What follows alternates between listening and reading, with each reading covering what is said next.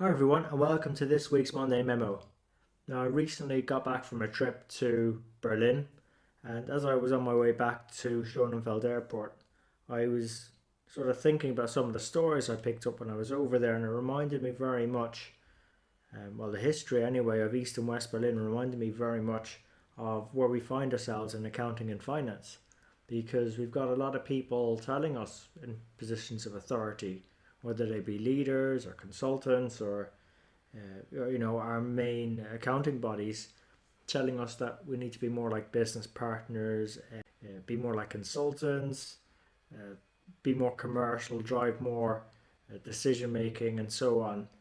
And yes, that's more akin to like the advisory element. It's like where we should be spending our time. Most of it we should be spending on these value added activities, what people are calling them.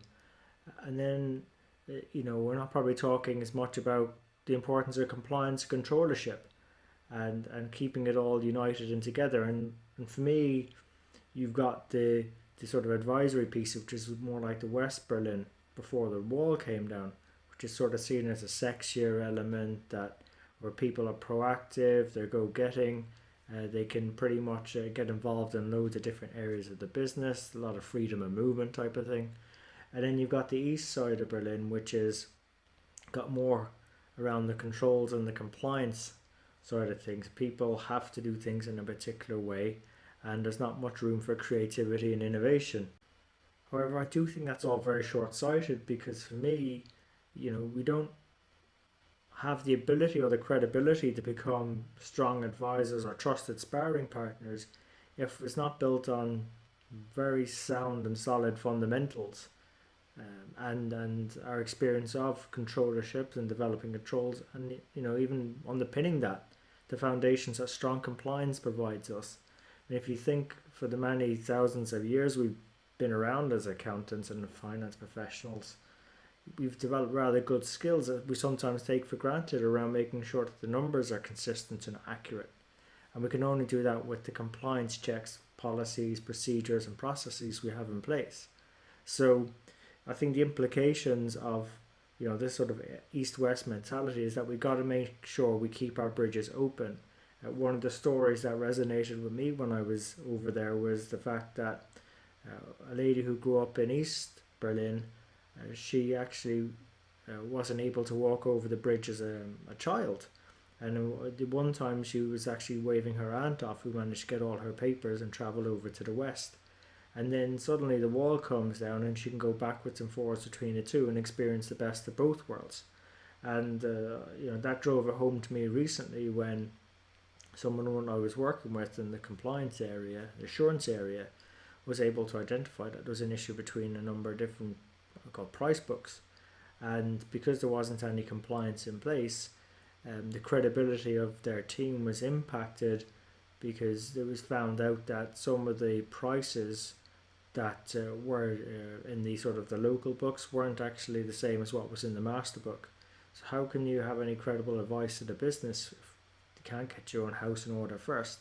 And that's the importance of having those open bridges between east and west, so that the skills of compliance can translate forward into advisory areas, which allows the best of both worlds to exist. And that's another implication of this east and west mentality is, we're meant to be out there creating and capturing value, but we can only really do that if we preserve. So if we've got a sort of unified city in effect in finance, where we're using our skills as a finance organization to preserve organizational assets, safeguard them, and that includes the data as well. So the financials and non-financials. Then once they're preserved and in a good state, we can then start using those to go create value as controllers, joining up conversations, connecting dots, going out there, understanding, the shape of our business, and then adding that proactive advice to them so that we can go and capture value, help them go deploy and execute on their decisions. So look, it was a bit of a different Monday memo, so I hope you sort of enjoyed sort of maybe that thinking of the risks of us. I seriously believe with all the talk going out there, there's a serious risk of walls going up in between the various parts of finance and accounting when it comes to compliance and control versus the advisory activities that we're all being told we need to go be doing. In fact, as an organisation, we need to be doing both, and we need to be aware of both and the best of both. So look, hope you enjoyed this episode. If you did, please let your friends and colleagues know about it on all the major platforms: iTunes, Stitcher, SoundCloud and YouTube. And we really appreciate you investing your time with us today. So until next time, take care of yourselves and let's keep on building our strength and abilities.